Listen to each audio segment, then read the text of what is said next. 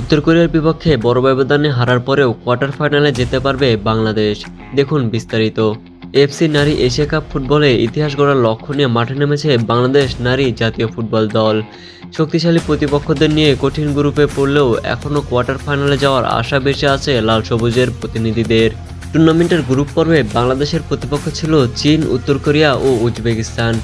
প্রথম ম্যাচে শক্তিশালী চীনের বিপক্ষে ও দ্বিতীয় ম্যাচে উত্তর কোরিয়ার বিপক্ষে হারার পরেও দলটি এখনও শেষ আটে ওঠার স্বপ্ন দেখছে।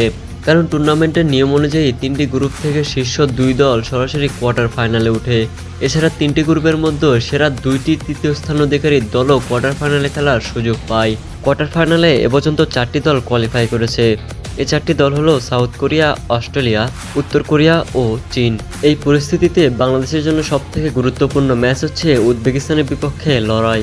এই ম্যাচে জয় পেলে বাংলাদেশের পয়েন্ট হবে 3, যা তাদের সেরা তৃতীয় দল হিসেবে কোয়ার্টার ফাইনালে যাওয়ার সম্ভাবনা তৈরি করবে। ড্র হলেও কিছুটা আশা থাকবে, তবে তখন অন্য গ্রুপের ফলাফলের উপর নির্ভর করতে হবে।